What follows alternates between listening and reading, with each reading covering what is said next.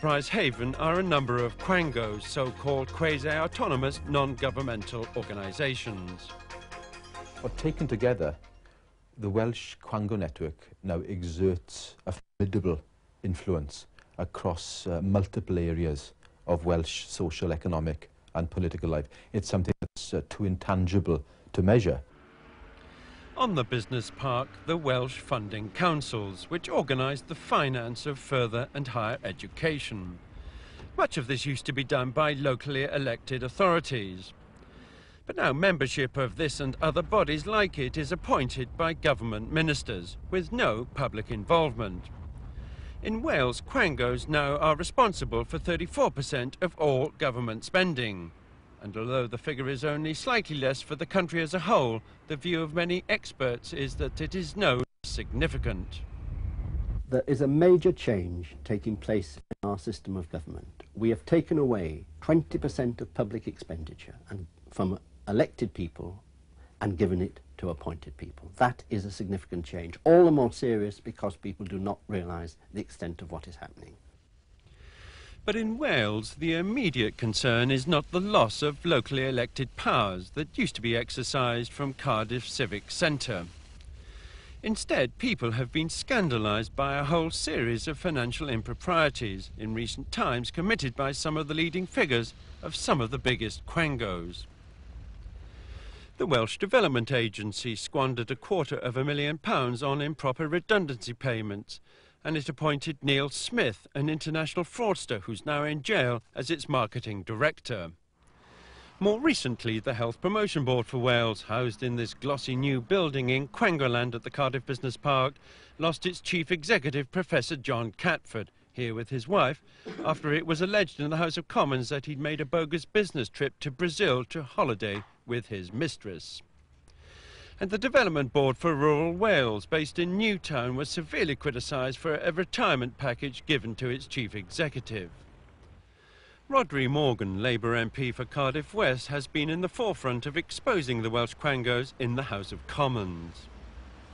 Bob Sheldon, the chairman of the Public Accounts Committee, said that this was the worst example of the misspending of public money that he had seen. That is the reason why the PAC what stimulated them in the end to issue this generalised comment about the problems that you have when you bring people in from a private business culture and you put them in charge of huge quantities of taxpayers' money. The man responsible for the Welsh quangos and the man who appoints most of their senior members is Welsh Secretary John Redwood. He now hopes that measures he's taken will make any repeat of financial scandals very much less likely. I do hope, yes, the strong action I've taken and the strong words I've used, the new guidance that has been issued, will have an impact. And I think now every chief executive in every quango in Wales knows that regularity comes top of the list, is right up the top of the agenda. But it's not just here in Wales that there's a problem with quangos. Some experts say that major changes in the whole nature of government have been taking place all over Britain, and that they've been happening in the same quiet way that they have here. Last year, the West Midlands Regional Health Authority, one of the biggest spending quangos in Britain, was severely criticised for its use of management consultants, whose expenses accounted for a lavish lifestyle for themselves and their wives.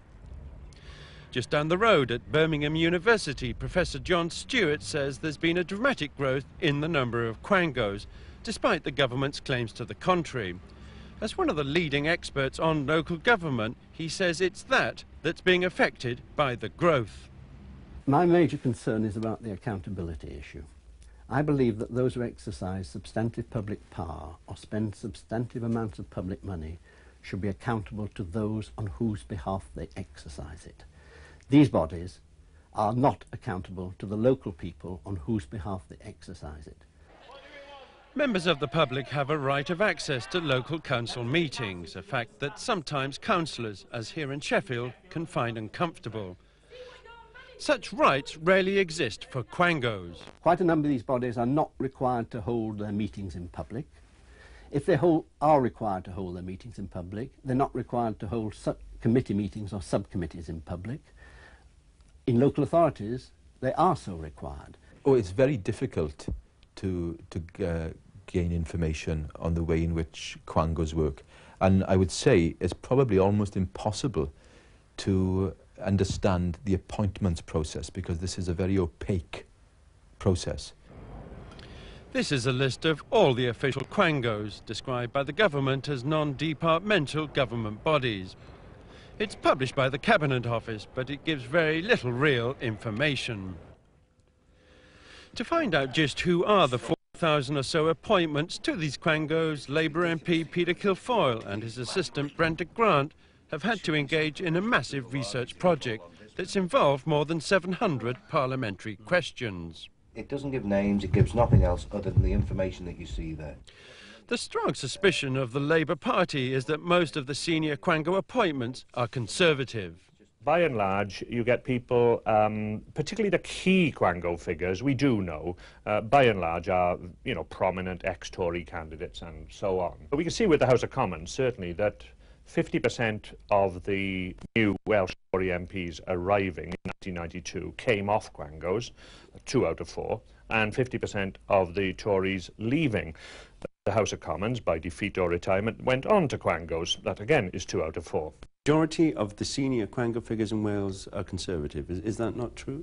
I have no idea, because I don't normally find out about their political affiliation, and that isn't the reason I would choose to appoint someone. If I'm appointing someone to a public body, I'm interested in how good they are at doing the job. But Sir Philip Holland, former Conservative MP who was known as Mrs Thatcher's quango hunter, disagrees. He says political patronage is inevitable for any government. Now we have a Conservative government, so quite obviously, for a lot of the executive agencies and the advisory bodies, it is in the interest of the minister to have people who are of like mind, who take the same viewpoint in national affairs as he does, because he knows what he wants to get done. Perhaps the most surprising feature of quangos Be sharply criticised tomorrow in a report from the Commons All-Party Committee on Health. Health workers